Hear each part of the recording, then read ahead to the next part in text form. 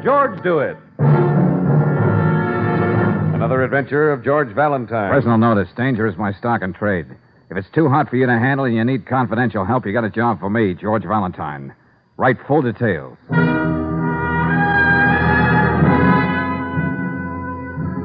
Dear Mr. Valentine, last night I told a stupid, needless lie. I didn't think it mattered to anyone but me. And yet because of it, an innocent man has been arrested today. Tell the truth, you say? And if I do, I lose my wife, lose my job, and end up in jail. There's got to be a way out. Will you see me at my office as soon as you get this letter? I'm editor of the News and Review magazine, and it's signed Arnold Loomis. Mr. Loomis certainly must have told a whopper, Brooksie. Oh, men will tell lies and women will shed tears. 'Twas ever thus. Okay, Sarah Bernhardt. I'm quoting Ma Perkins. Well, if this gentleman can tell such fabulous fibs, Angel, this whole letter could be the result of an overactive imagination. Yes, I know, dear. But since you have an overactive curiosity, shall we get started?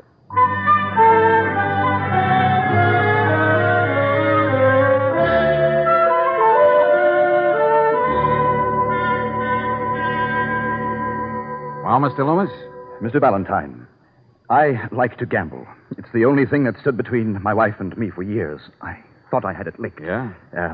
Well, the day before yesterday, I left the office early and drew $1,000 from the bank. 10 crisp $100 bills, practically all of our savings. To gamble with? Oh, no, Miss Brooks. Martha and I were going on our second honeymoon. We planned it for a long time. Oh. But, well, you can guess what happened. Oh, yeah, I know. The best intentions. What was it, a poker game or a bookie? The racetrack. I see. And the bangtails made off with your $1,000. Naturally, I'd have to explain it to Martha, and she'd never forgive me. She'd leave me. Well, then I had what I thought was a brilliant idea. I went to the police. The police? Can they arrest horses for not coming in first? Brooks. I made up a story. I told them I was driving along Randall Boulevard. A man asked me for a lift, and when he got in, he stuck a gun in my ribs and took the money. Oh, hey, playing games like that with the police doesn't come under the head of innocent merriment. Go on, Mr. Loomis. Well, they questioned me. Well, I had to give them some sort of description of the man. I made it as vague as possible. 5'10", dark complexion, medium build, age mid-30s, a grayish suit, you know. But your letter, Mr. Loomis. Don't tell me they found your mythical man. Yes, I had to go down to headquarters yesterday morning to identify him. Hold it, my friend. Hold it. Fun is fun. What do you mean you identified him? I had no choice.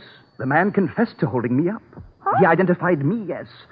Not only that, they found 10 $100 bills in his pocket. I tell you, Mr. Valentine, it's... Yeah, I know. Absurd, incredible, etc. And was this man dark complexion, medium build, mid-30s, etc.? Yes, everything fitted. Well, I couldn't tell the police. I just dreamt up the whole thing, and, of course, there's still Martha. What do you want me to do, Loomis? I've got a conscience, man. I can't let this Neil Denquist, or whatever his name is, take the blame for a crime that never happened. There must be some mistake. But what? Was there any mention in the papers about your so-called holdup?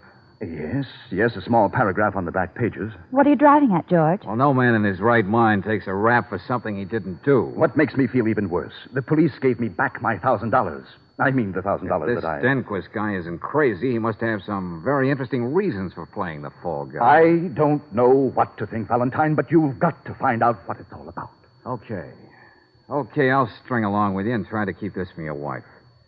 Can you prove you were out at the racetrack and lost all that money? Why, no, I'm sure there was nobody there to recognize me. Well, how about the tickets you bought on the horses? No, I tore them all up. Loomis, give Miss Brooks one of your pictures. Maybe one of the ticket sellers at the racetrack may remember you. Yes, of course. Meantime, I'll talk to Neil Denquist and see just why he's so anxious to frame himself.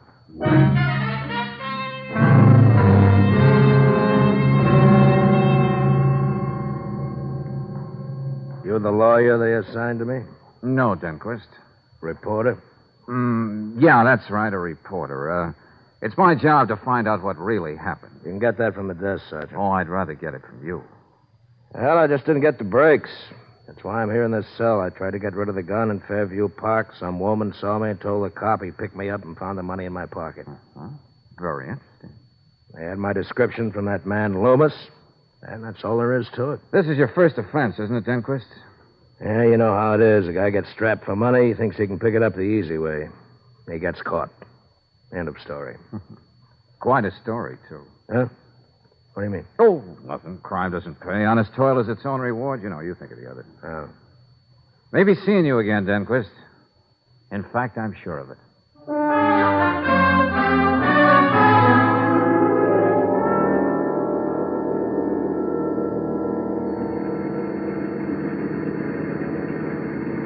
Well, Brooksie, what'd you find out at the track? Well, not a thing, George.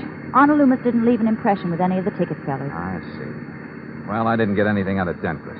You mean he doesn't mind sitting in jail for something he didn't do? Oh, no, he's very philosophical about the whole thing. Now, listen, Angel. Yeah? I didn't tell Denquist what Loomis told us, that he was never robbed. Well, wouldn't that have helped to get to the bottom of all this? Yeah, it might have. But I think there's a better way to go about it. And that brings us to you. Me. Yeah, you. There's a Mrs. Denquist, Francine Denquist. I looked it up. Now, here's the address. So? Well, if Francine cares anything about her husband, she doesn't like the idea of his languishing in jail. Now, if you talk to her, woman to woman, and tell her there was no robbery for Denquist to commit, we might get more out of her than we could possibly get out of him. And how am I supposed to know about Loomis? Well, tell her the truth. You're working with me. Say I'm sure Denquist is innocent, and I'm going to prove it. Okay, that's the story, Brooksie. Right, George. So fancy it up a little, Angel, and see what we get.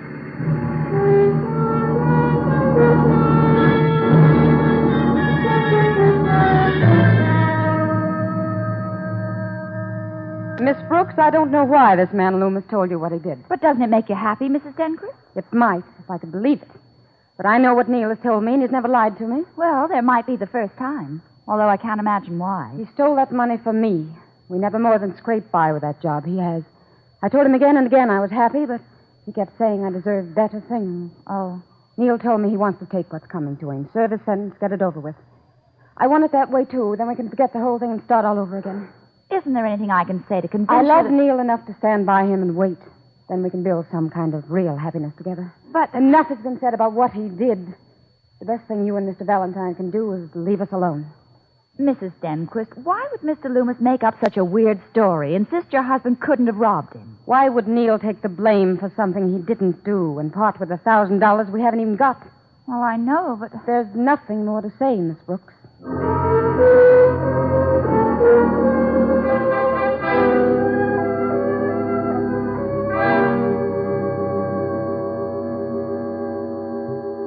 Lieutenant Riley, I admit Mr. Loomis did a very foolish thing when he handed in that false report of a robbery, but can't you... Foolish thing? Oh, Valentine, you mustn't be harsh on your client. Huh? Just a little prank, that's all. We love to send out alarms. Oh. It's lucky for you and Loomis it wasn't a prank, and that we found the man who robbed him. Well, frankly, I'm confused, George. Both Denquist and Mrs. Denquist are satisfied with the way things are. Look, Lieutenant, I told you the only way I can make any sense out of it Let's is that... not go into that again, please. Of all the crazy... Look, a man reads in the paper about a hold. That's right. The description of the culprit might fit him. Yeah. So he puts 10 $100 bills in his pocket, gets himself picked up, then confesses all. Now, why? Why? Because he might want an alibi for something much more serious that took place about the same time. Ah, stop it, Valentine, stop it. I ought to have my head examined, but I'm having that information checked for you right now. Well, maybe it's reaching, Lieutenant, but if George is right, it would explain why Loomis and Denquist are acting as they are. And it's about the only thing that would. All right, all right. Here's the dope you asked for, Lieutenant. I'll take it, Sergeant. Thanks. Yes, sir. Now, Valentine, I hope you'll be satisfied. Loomis was held up on Tuesday night at 7 o'clock. That's right. Well, according to this report here, the only crimes of a violent nature that took place in our fair city were... Huh? What's the matter, Lieutenant? Of course. I should have remembered the Hafey case. Yeah, what about it? Young Mrs. Hafey was found murdered in her home on Norton Heights. The medical examiner says it happened around, here it is, 7 o'clock Tuesday night. Come on, let's hear some more, Lieutenant. Murderer still at large, Gloria Hafey, 27. Husband's name, John Hafey, broker. Victim previously married to... Here, Valentine. You can have the honor. You've earned it. Holy Moses, get this, Brooksie. Victim previously married to Neil Denquist.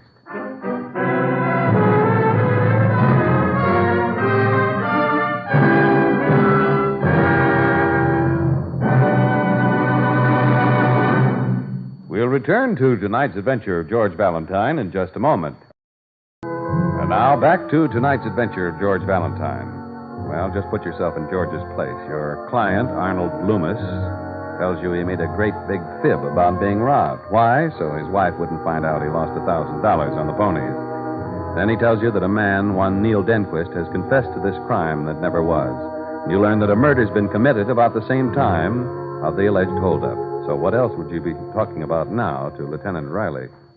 Yeah, Lieutenant, this was an alibi for the books, all right. If the police insist Denquist was committing a felony on Randall Boulevard Tuesday at 7, he couldn't possibly be at Norton Heights committing murder. Well, all I have to do now is sweat the truth out of Denquist. Oh, Lieutenant, if you can, go easy with Loomis, will you? So his wife doesn't find out that he lied? I'll do what I can.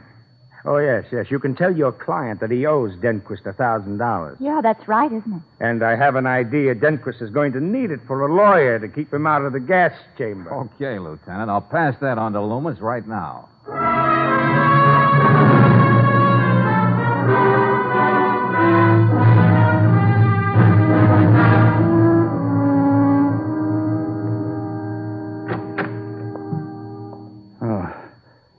Oh, it's you, Valentine.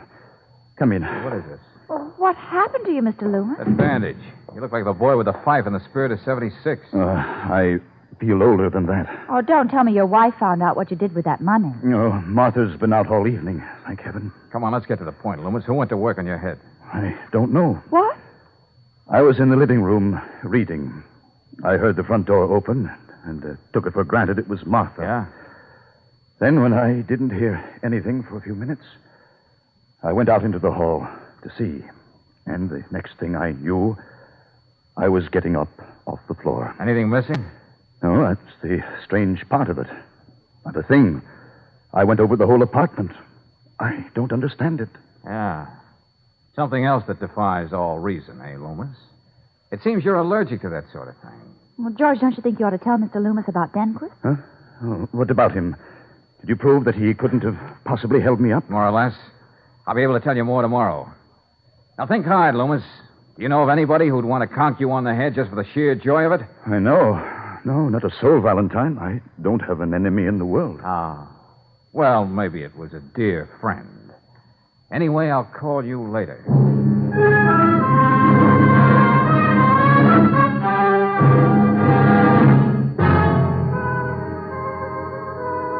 When a guy gambles as heavily as Loomis did, there might be a lot of people who'd want to give him a good going over. And maybe one of them did tonight. Sorry, Lieutenant, I can't throw it away like that. I think George is right. Somehow it ties up with this whole case. Case? Yeah, this thing is turning out to be a Chinese puzzle. My boys have been taking turns talking to Denquist, but he just sits there and sticks to his story. Hey, wait a minute. Come to think of it, Lieutenant, very little has been said about Gloria Hafey's present husband. Well, you can rest easy about John Hafey. He was nuts about his wife.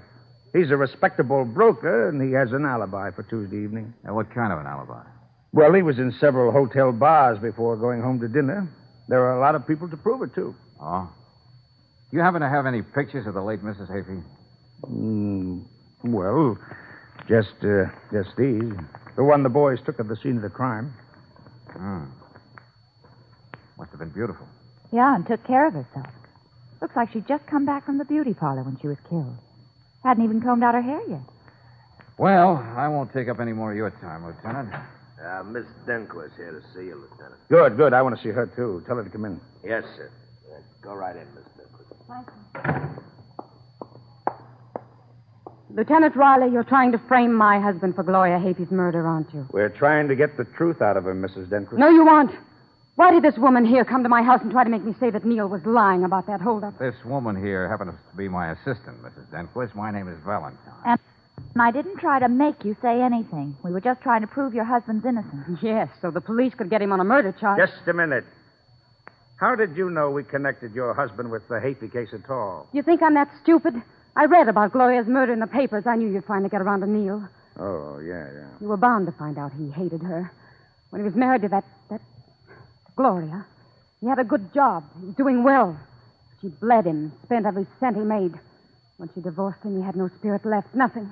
You know you're only building the motive for murder, don't you? You'd find out all those things anyway. But Neil is innocent. Lieutenant Riley, he was just where he said he was Tuesday night, and here's the proof. Huh? money clip. To Arnold from Martha. Arnold Loomis. Martha's his wife's name. Where did you get this, Mrs. Denquist? Home, in Neil's bureau drawer. He took it when he stole that money. Are you sure you didn't get this somewhere else? And after going to a great deal of trouble? I don't know what you mean. Valentine, I'm beginning to feel like a weather vane. This money clip seems to support Denquist's story and call your client a screwball or worse. Yeah, well, I'm sticking with Loomis, Lieutenant. And it's going to take a lot to stop me from proving that Denquist is lying in his teeth.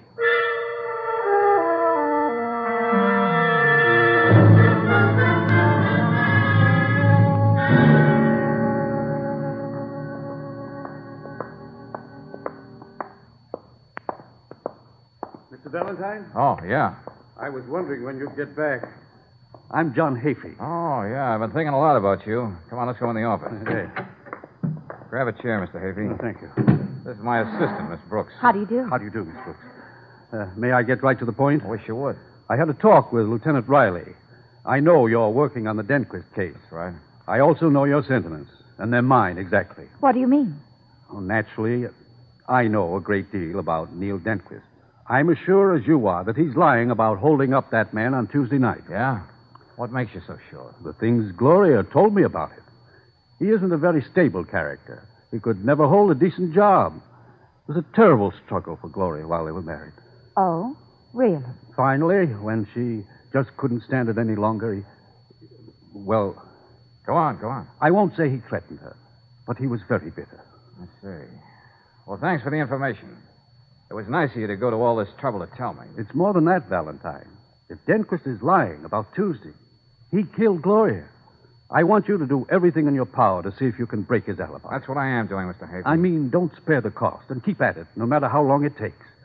I'd like you to consider me a client. Well, I have no objection to being paid twice for the same job. You keep in touch with me then. You can count on that. You can reach me in my office until 5 o'clock every day. Talk about your split personality. Gloria, sinner, or saint? You pays your money and you takes your choice.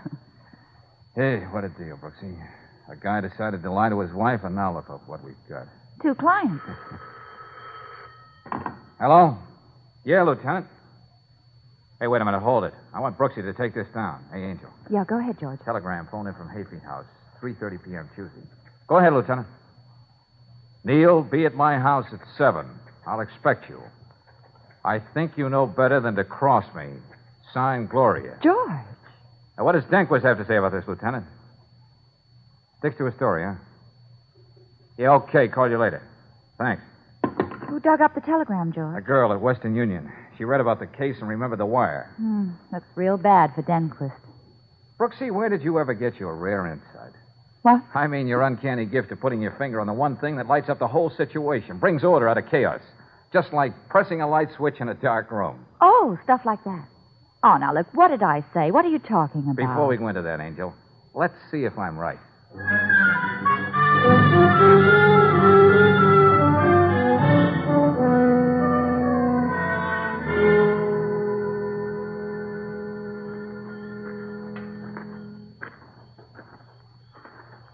George, this could be technically called illegal entry. Now, what's illegal about dropping in at your client's house the back way through the garden? Hafey isn't home, no servants around, and I'm in a hurry. Hey, wait a minute. Let's try these French doors over here. Well, I wish you'd tell me what my psychic powers told you. You know, you can't tell a girl she's like a light switch in a dark room and then just clam up. We're in luck. Come on in. Now, what do you suppose that light switch is? That's me, remember? I'll just say something and behold, there shall be light. Oh, great. Hey, here we are. Brooksy, I got to find the name of the beauty parlor Mrs. Hafey was in the habit of using. Oh, I see. You remember what I said when we were looking at that picture in Riley's office. Yeah, that's right. Now, it must be in an address book or on the telephone pad. Yeah. I can't wait till tomorrow, and it can be anywhere in the city. Valentine, look out! Get down! Are you all right, Brooksy? I guess so. Stay just where you are. I'll switch the lights back on and see if everything's all right. Hafey? Yeah, just a minute. Hey, what goes, Hafey? I guess it's okay. Whoever it was has disappeared.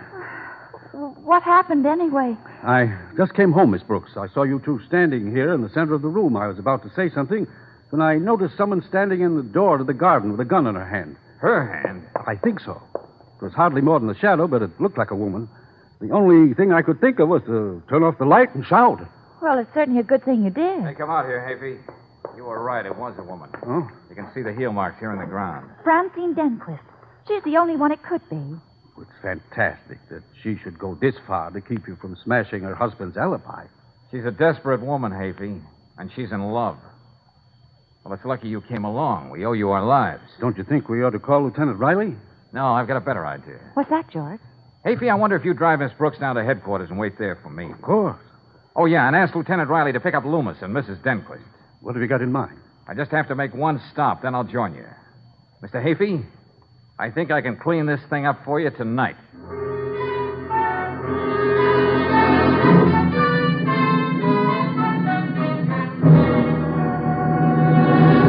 Oh, Sergeant. Yes, Lieutenant. Tell Loomis and Hafey to keep their shirts on. I'll get around to them in a little while. Yes, sir. And as soon as Valentine arrives, get him right in here. Right. Mrs. Denquist, it's no use trying to keep anything from the lieutenant. Miss Brooks is right. We'll check and find out where you were every minute this evening. I did everything I could. I guess it's over now. It was a horrible thing to do, but I did try to kill Mr. Valentine. Because he was bent on proving your husband's alibi was a phony? Was it, Mrs. Denquist? Yes. Yes. From beginning to end. Neil got Gloria's telegram at the store where he works. He didn't know what to think, but he knew what kind of a woman she was. Mm-hmm. Go on. He went out to Norton Heights. When he got there, she was already dead. Well, why didn't he just call the police? That sounds very simple, Miss Brooks.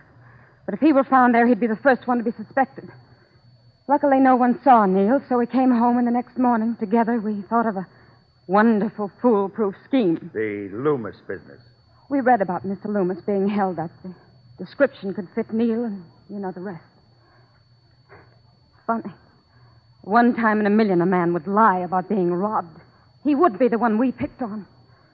Had it been a real robbery, no one would have denied Neil the honor of being the criminal.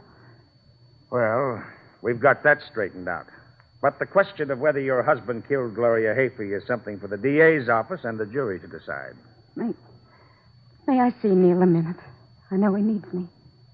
Yeah, sure. But I'm not forgetting the attempted murder charge against you and the little matter of assault and battery on Mr. Loomis to get that money clip. Sergeant! Yes, sir. Take Mrs. Denquist down and let her talk to her husband. Yes, sir. Thank you. And tell Mr. Hafey to come in. He might as well know what happened. Yes, sir. Now, Miss Brooks, I know. Where's George? when he disappears like this, I tell you just... Oh, Mr. Hafey, come in. Yes, Lieutenant. I think we've scotched Mr. Denquist's alibi, but whether he's guilty or not remains to be seen. I see. I guess I'm too tired at this point to have any reaction to that. Oh, I'm sorry to be so long, Lieutenant. Oh, what gives, George? Well, I just had a very interesting conversation with Michelle, Mrs. Hafey's hairdresser. Well, how nice. Yeah, Michelle was doing her hair from 2 to 4 last Tuesday. You remember, Lieutenant. Brooksie remarked that Mrs. Hafey must have just come from the hairdresser. Say, wait a minute. Did you say from 2 to 4? That's right. But that telegram was phoned in from the Hafey house at 3:30 and signed Gloria. Which means she didn't send the telegram, Lieutenant. What? It was sent by someone else who belonged in that house. Someone who wanted Denquist to be found there with the body. What, George? What could that mean, Mr. Valentine? Who?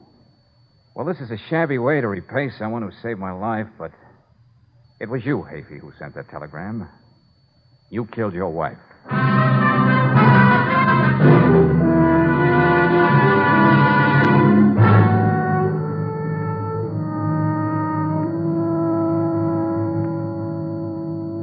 How many twists can one case take, Brooksie? Well, I've stopped counting the ones this one had. Mrs. Denquist, innocent as country butter, takes a pot shot at me. Hafey, guilty as sin, saves me because we happen to be working in the same direction. Yeah, well, is he still sticking to his alibi? No, that went over the side, Angel. He made a round of the bars, all right, but he had time between stops for a little homicide. Gloria was giving him the works, just as she did Neil Denquist, but on a much bigger scale. Oh, hello, Mr. Loomis. Oh, Miss Brooks, I'm in a hurry, but I want you to do yourself a favor. Well, Mr. Loomis? Now, put this money I owe you on fair weather in the 5th at Corona Park, and put it on the nose. Oh, Mr. Loomis, I'm disappointed in you. I thought you'd reform. But I have, Miss Brooks, thanks to you and Mr. Valentine. I only give tips now. I don't take them.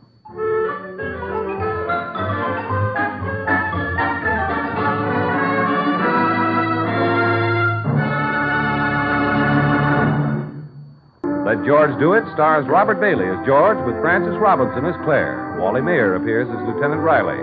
Tonight's story was written by David Victor and Herbert Little, Jr. and directed by Jaime Del Valle. Also heard in the cast were John Daner as Arnold Loomis, Bill Conrad as Neil Denquist, Georgia Ellis as Francine Denquist, and Herbert Butterfield as John Hafey. The music is composed and conducted by Eddie Dunstetter. Your announcer, John Heaston. Listen again next week, same time, same station, to Let George Do It.